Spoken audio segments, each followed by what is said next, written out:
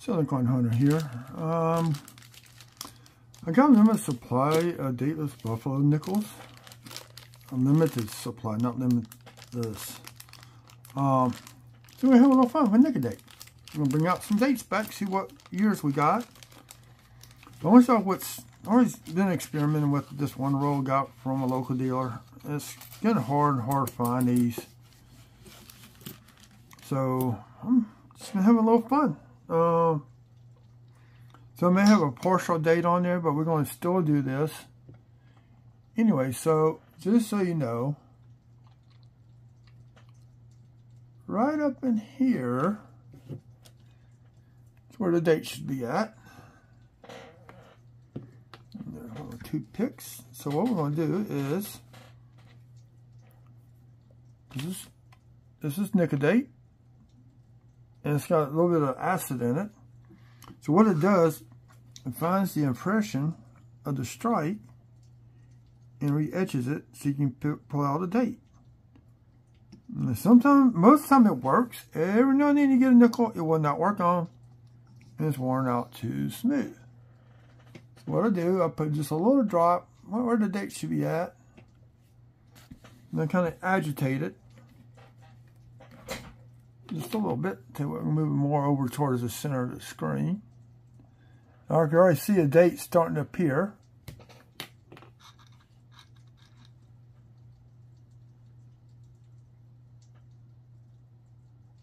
So we know at least going to be the 19th. So 1-9.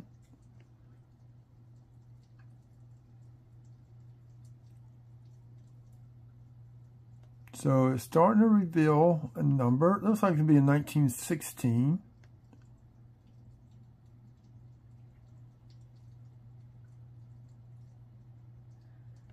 So what it's doing is finds the groove made by the die and re-etches it. Now you can't overdo this and learn where the die pattern strike was at. And as I agitate it, it gets darker and darker and darker because it's pulling some metal out. That's 1916. And I'm going to show you how you can tell.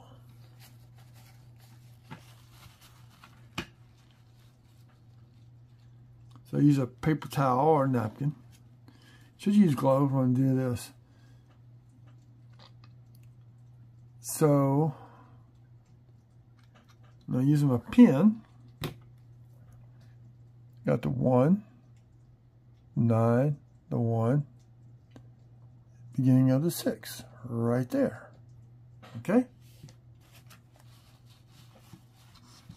Now I'm going to flip it over. This is a D. This is a 1916 Denver. So, I don't know how to get these things in the rubber band. It's in the way. Maybe that's how we keep them together. So I'm going to put into one of these flips. This is about a G1 without the Nickel Date. So it makes it I have to look at the value of it.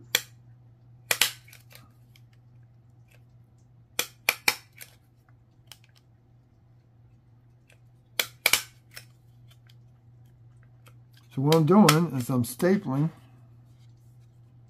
So you got the staples. Now this is not a flat stapler. So if you look, I can show you out here. See, the staples are curved. So usually what I do is, I'll show you like this. This is how I do this. Go right there.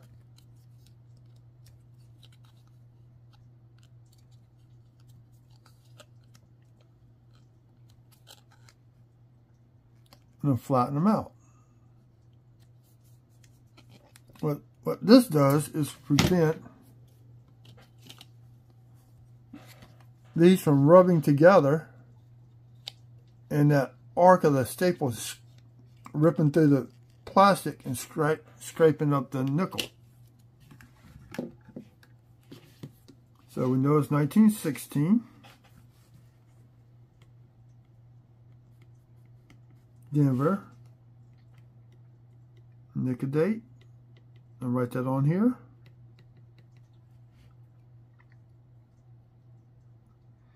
And today is the 15th.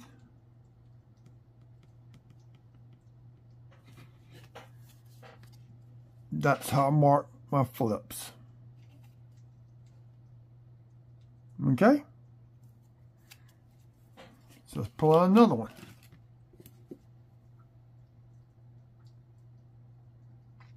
Now this one's pretty orange, pretty smooth on the reverse. But I don't see where my mint mark would be at. So this is going to be a Philly Minute nickel.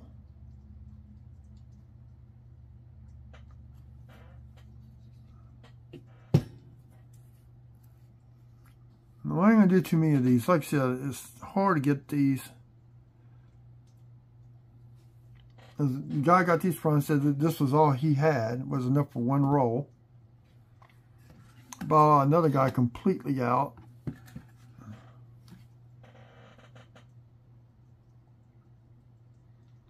And the little round dots you see are from my coin scope.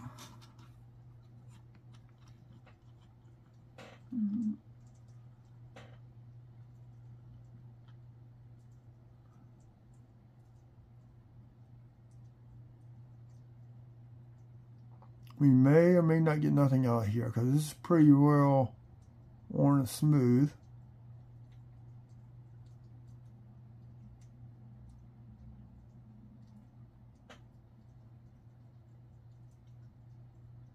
See some numbers coming in. There's a 9. There's a 1. You know where I look at those, usually going to be the first ones you're going to find. I feel like that's a 5. Right there. Well, this could be a 1915 Philly. Now, what's good about this, until you can afford to get nice ones, you need to make good album fillers.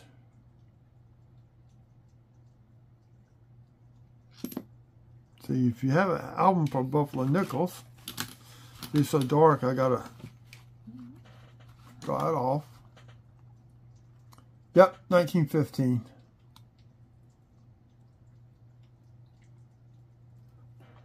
I'll point it out to y'all. Where's my pen? 1915. And sometimes you can get the designer's initial F. It comes in somewhere right up in here, but this is too far gone to get that.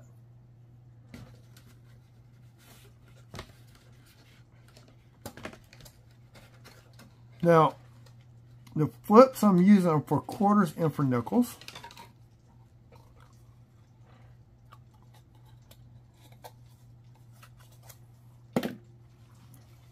And I finally figure out how to access this YouTube channel on the computer because I'm doing this on the cell phone. So you will start seeing in the secondary description the guy I do go by from. Now, there's another company I do go to, but they don't want me advertising for them. This guy told me advertise all I want. So I want to type up his description, all that in the Word doc, where I can just copy and paste it on the computer. Now this is going to be a G1.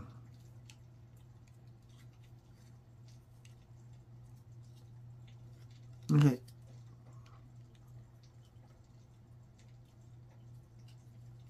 I mean, this is going to be a 50-cent coin. Maybe. It will sell them. Somebody wants one, I can sell it.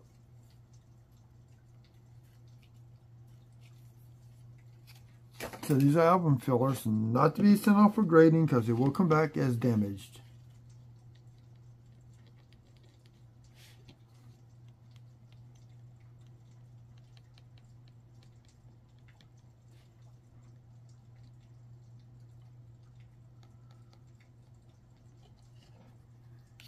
Okay. So we may do 4 or 5 of these a night for a while till I run out, or until I can get some more.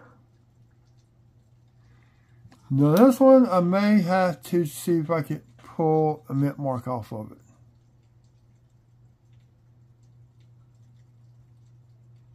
Now this is our type 2. Type 1, the mound drops down. If you see it's a type 1, don't liquidate it. This is going to be a 2013.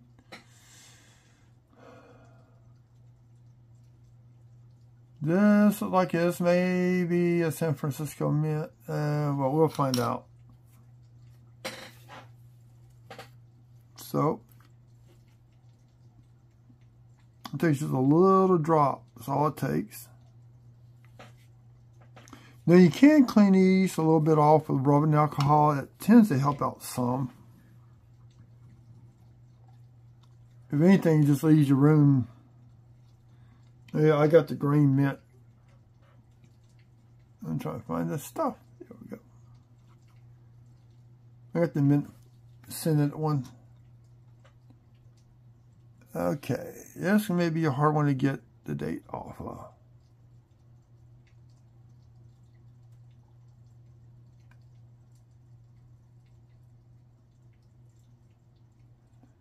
Let's see what we get.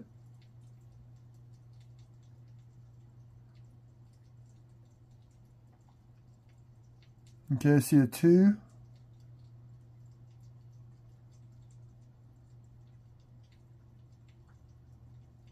These were minted from 1913 to 1938 in conjunction with Jefferson nickel that came out in 38. They kind of did a transition year with these. This like this could be a 1920.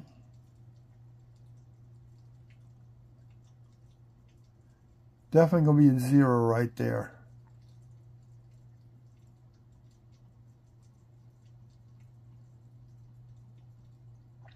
So even if you just get the last 2 numbers, you know it's going to be it's going to be 19 whatever. One time I thought I had a 20, it was actually trying to be a 1928. So I can't fool you. The only thing I'm using is using a toothpick to agitate the liquid. So there you go, 1920.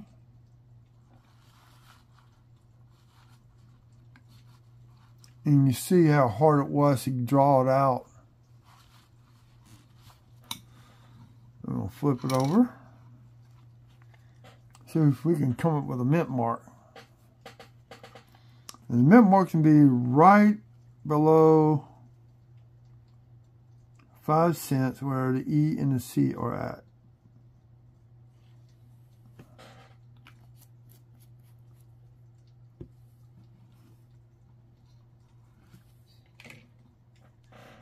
The only thing I think it will not do, if you find one and if it's the 1938D over S or whatever, it will not reveal that because that'd be too far gone on if it's that type of a mint mark.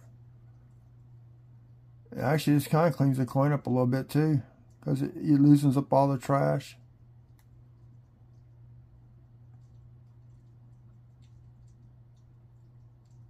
The mint mark be right up in here, where the edge of the toothpick's at. But I don't see anything happening. See, you can see how well smooth.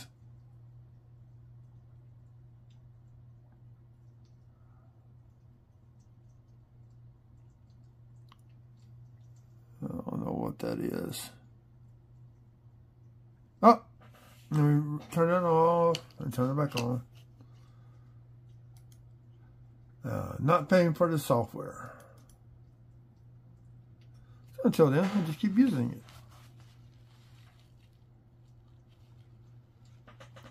Yeah, that's too far gone to get a mint mark. So we're going to call this 1920 Philly.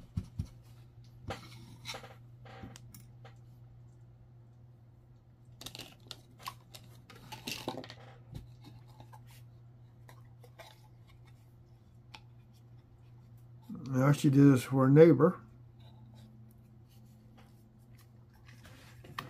He's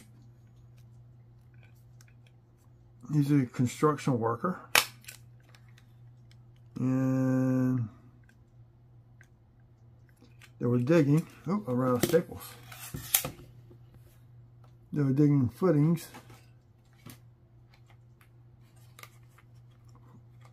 and they came across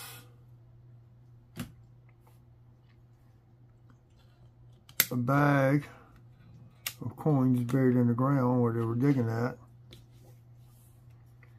And then there was a bunch of Buffalo nickels that were dateless.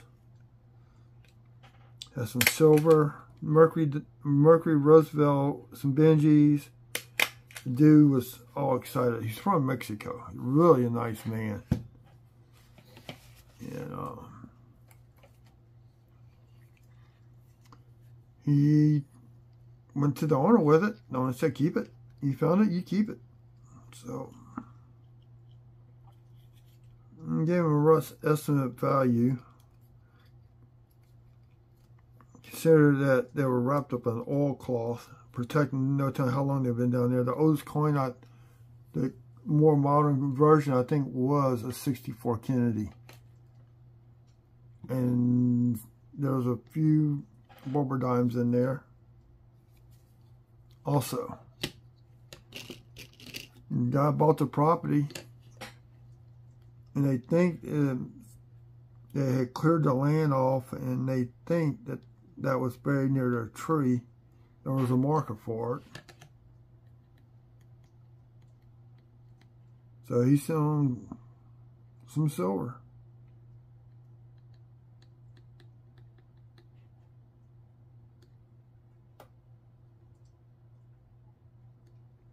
So 24. This is going to be, see where we at. I can't read on here. See my time. I don't want to make this video too long. We got 17 minutes, so I'm going to stop. We're going to do one more. I don't know. We maybe, how many does that make now? 1, 2, 3, 4.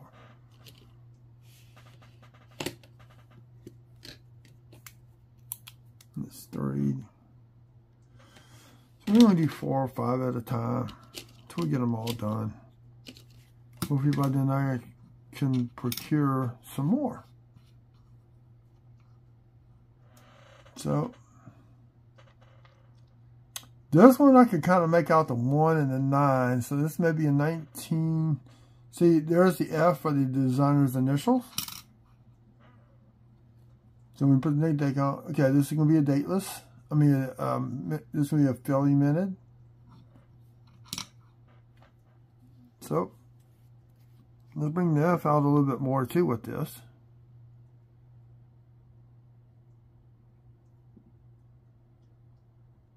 And now I can sleep because it's raining outside at my house.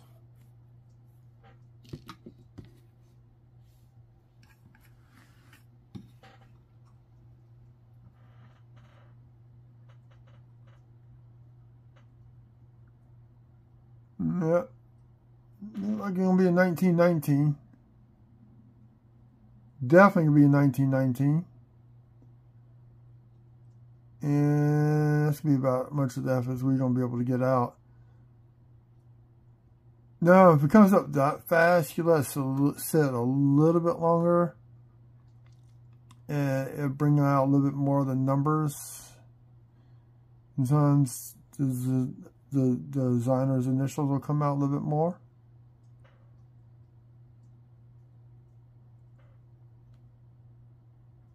This is a Friday night, so I'll be posting it up on a Saturday.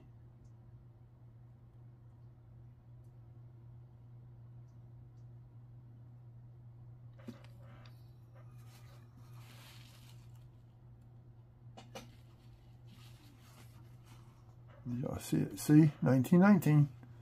This one did real good.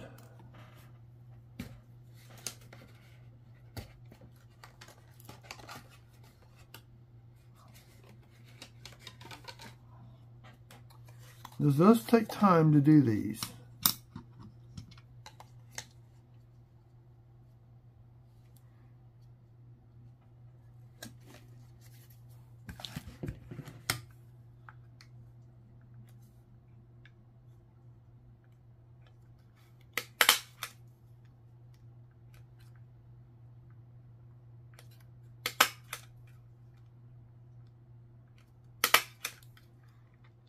You hear me stapling.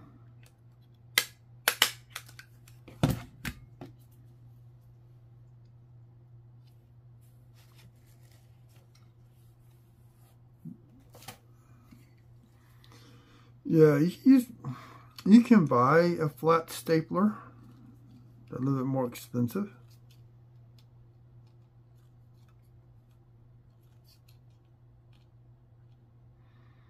Originally, I like doing this because when I squeeze that staple a little bit deeper into the paper where it holds the flip a little bit more secure, as they would say. And actually, this one's got a little slight die rotation of about 10 degrees. Oh, about 5 degrees. It's not enough to declare a mint error. If it was more than 15 degrees, you can call it a mint error. So yeah,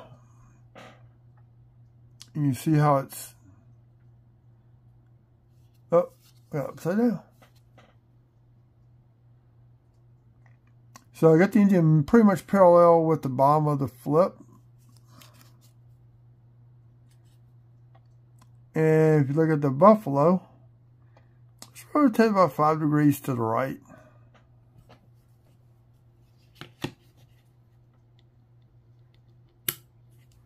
I'll show you how I handle that.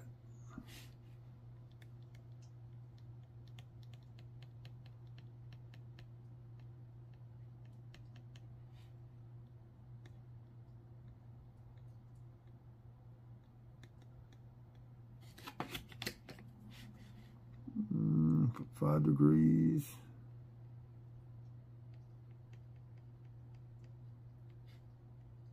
Right. So right on there, it says 5 degrees to the right. All you gotta do, you mark it on the reverse. So it says 1, 2,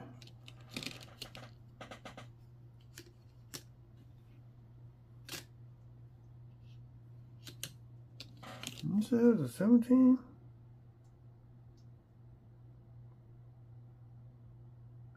This is from last night, and that was not last night. This was the 14th. So I've done 4. And you can always go to your local coin shop and see if they have them. Now this is going to have a mint mark.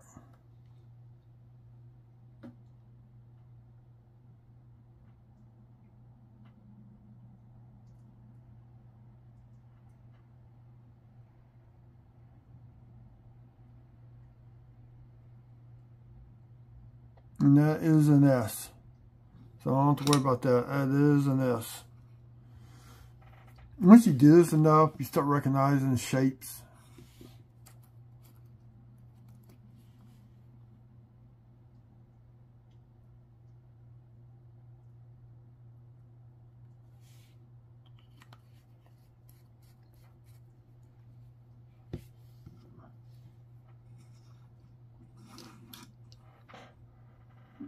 Let's see if we can reveal a date on this one. And there's the date starting to come out already.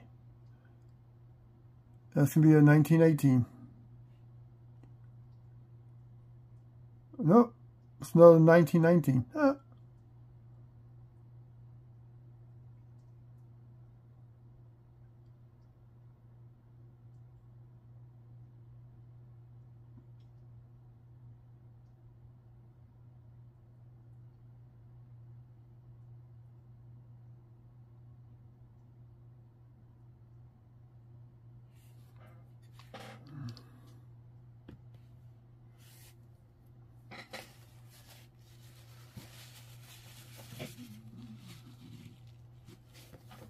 Buffalo nickel buck. I thought I had it over here. I do have it over here someplace. Aha.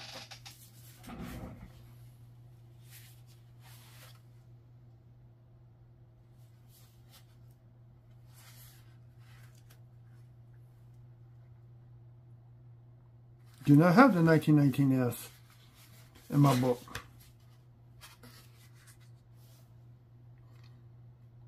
In fact, I'm going to pause the video, switch the camera around, and show y'all my Buffalo nickel buck. I mean, placeholders I got.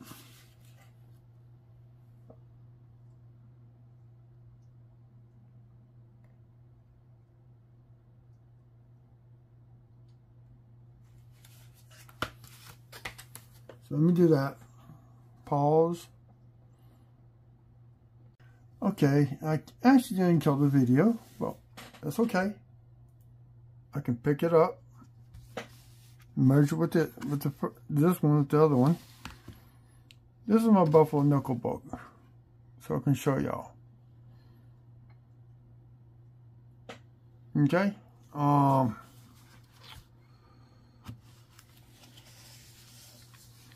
lot of these have been liquidated.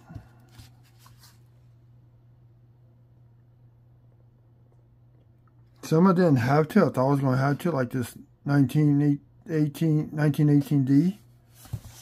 But this is one we're going to be putting into the book. Get some more light over here for y'all.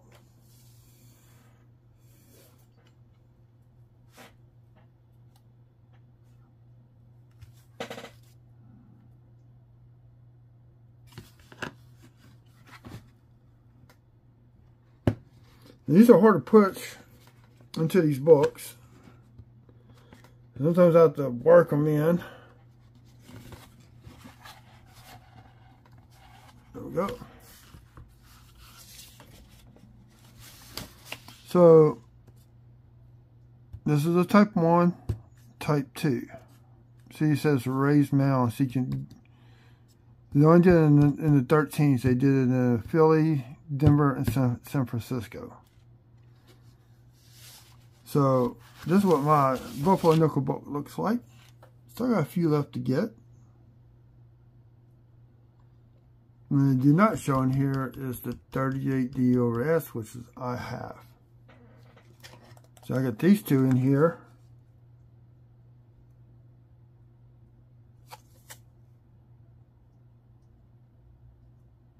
These are very nice condition, but I'm not going to put those in there because I already got some in here. And they're hard to get out too once you get them in.